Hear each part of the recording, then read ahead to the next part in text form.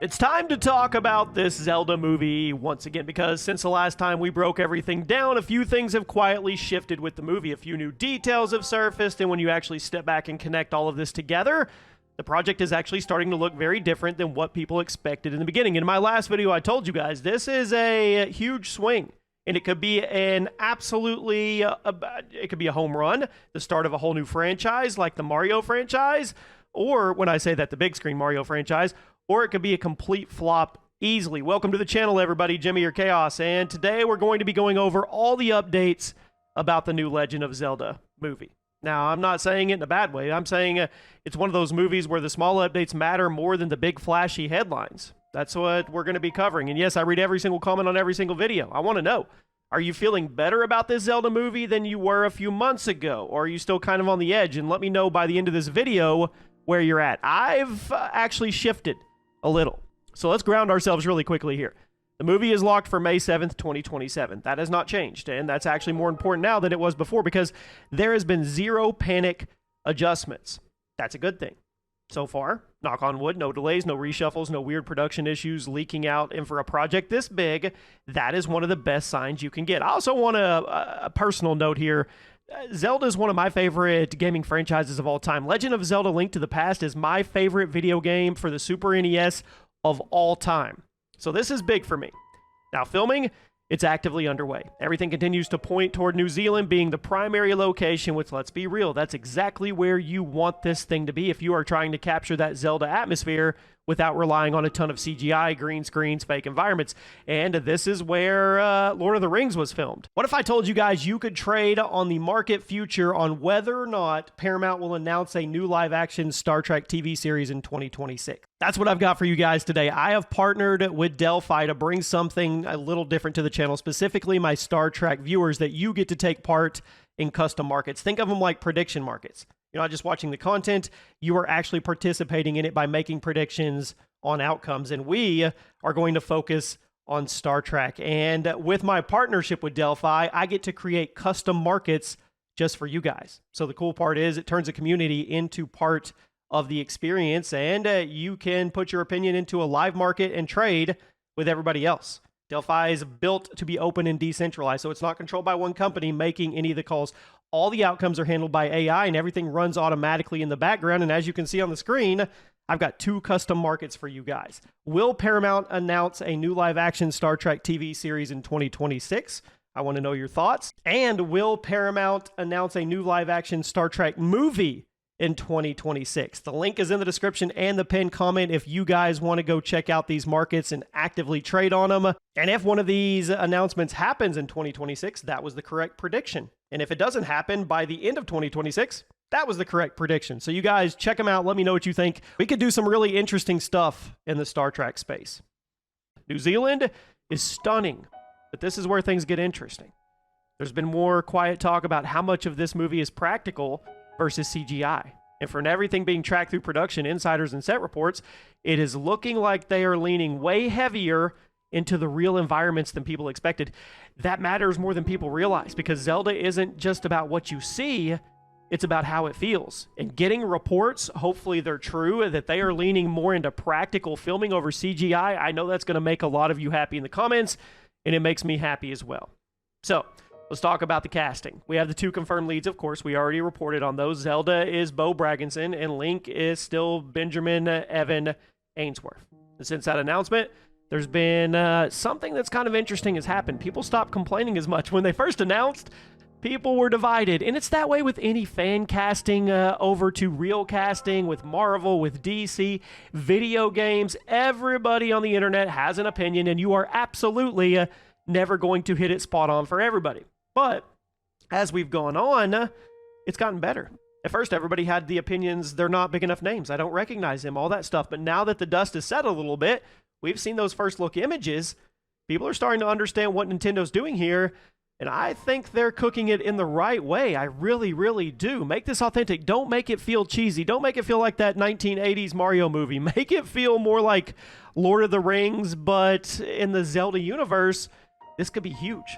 It could be the start of something really cool. And for the people that complained and said they're not big enough names, That's so off base to me. In my opinion, that's off base. You don't need to have big names. Have new names that become big names. That's how it works. And usually those end up being the better ones.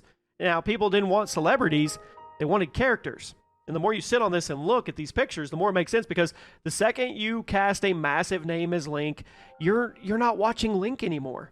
You are watching an actor dressed as Link. I'll give you an example. Fan casting all over the place for Tom Holland to play Link. Okay, yeah, cool. Could Tom do it? Sure he could, right? And everybody knows him. He's familiar. But you're looking at him and you're like, that's Spider-Man playing Link. So the whole premise and idea of doing people that don't have the big names that we don't know, I don't know those people. I don't know Bo. I don't know Benjamin. So I'm going to directly attach them to Link and Zelda. And that's perfect. That's how it should be. Now, here's the part that gets a little wild. We still don't have a confirmed Ganondorf. We have no Impa. We have no King of Hyrule. We have no supporting cast at all. And at this point, I don't think that's really by accident. That tells me they are being extremely controlled about what they actually reveal to us, and more importantly, when they reveal it. Timing is everything, because let's be honest with each other. The second they announce Ganondorf, the internet is going to explode. And we're going to go right back into that funnel of, no, that's terrible. You don't want to do that. Don't make that happen. And the other people saying that works. So everybody's going to have an opinion. Now, on the story side, this is probably the biggest shift that's happened. Subtle shift, if you will. Officially, we don't have a confirmed plot. Nothing's changed there. But the way the movie is being described behind the scenes has gotten a little more specific. Early on, everything pointed to a very basic, very safe structure.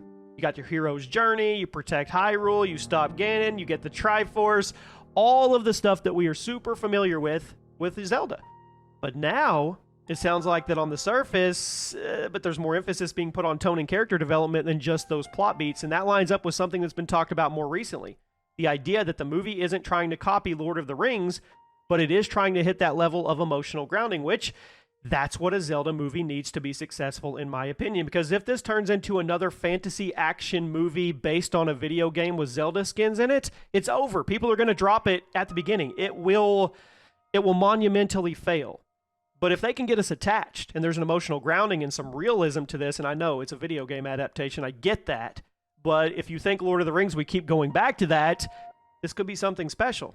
Now, with that comes the visuals. Because even though we haven't gotten a massive new trailer yet, we haven't got anything like that. The first look images, they are doing heavy lifting here. And people are analyzing them. And the more they analyze them, one thing becomes really clear.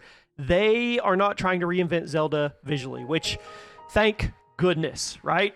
Link looks like Link. Zelda looks like Zelda. The world looks like Hyrule. I know those seem like really simple things for us Zelda fans, but when you have the suits at the top that know nothing about the IP or the fandom or anything, and they just want to make their decisions, we've seen it happen time and time again. The whole debacle that's going on right now with the Far Cry movie, where I think a director or somebody, don't misquote me, but said that gamers don't watch the cutscenes, so they don't have to follow the Far Cry movie. It just blows my mind.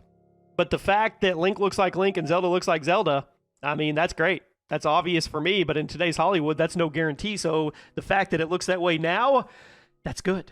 Now, there was concern early on. They would modernize everything, tone it down, and try to make it realistic to the point where it loses its identity. So far, that has not happened. And that's building confidence, right? Now, I think there's one thing that's not getting a lot of attention that we haven't talked about, and I want to talk about it now. After the theatrical run, this movie is expected to land on Netflix first because of that Sony deal. And the reason that's a big deal isn't just because of the accessibility here, it's actually the exposure. Because if this movie hits, and then it drops on Netflix globally, you are talking about Zelda reaching an audience that has never, ever, ever touched a Zelda game before. That is how video game, or even just franchises in general, that is how Mario went from a successful movie to a global billion-dollar phenomenon again and again. So you're not just making a good movie, you're building a gateway into a much bigger audience, and trust me, they have a roadmap here. They don't want this to be a one and done. Now, I know, the big question everybody wants to talk about, we talked about it on the last video, will Link talk?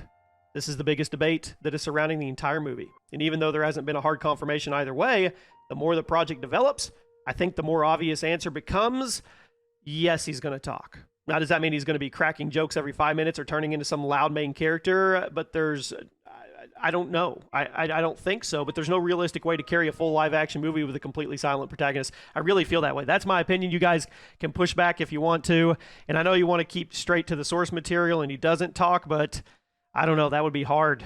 That would be really hard. For the true diehard Zelda fans, they would get it, but for the mass casual audiences, they'd be like, what are we watching? So what I think they're going to do, just reading between the lines here, it's going to keep it minimal. Let him speak when it matters, keep him reserved, and let the performance do most of the work. Basically, say less and mean more. And if they can nail that balance, that could actually end up being one of the strongest parts of the entire movie. So there you go. We are updated. Where is this heading? Where is it going? If you step back and you look at it all together, it really feels like Nintendo is playing the long game here and they're doing it right. Please, I've got my fingers crossed. Doesn't feel like a one-off movie anymore. Feels like a foundation. If I had to guess, they're going to keep the first movie simple on purpose. We're going to establish Link, establish Zelda, and introduce Hyrule, give us Ganon in some controlled way, and then we expand from there, because Zelda as a franchise is perfect for multiple films. Different timelines, different tones, different versions of Link and Zelda. They do not have to lock themselves into one style forever. So where I'm at, I'm more optimistic than I was when we made that video a couple months ago, but I'm cautious. Everything we see right now points to a team that understands the assignment. I don't think they're rushing it or overexposing. I don't think they're making wild decisions just for attention. They, in my opinion, are being careful. And for Zelda, you have to be. But at the same time, it's one of those projects where if they miss the tone even slightly, this thing can fall apart fast. I mean, that balance between grounded and magical, serious but adventurous, that's the entire movie. And that is really, really hard to walk the line and balance it. But if they could get it right, this could be huge. So yeah, that's where we're at. More real than ever, more defined than ever, honestly more interesting the deeper we look into it. But I want to know from you guys, are you starting to feel better about the movie? Are you sitting back like, yeah, I'll believe it when I see it. I need to see the trailer first to get my vibe. You guys let me know in the comment section. You already know I'll be reading all of them. I'll see you soon.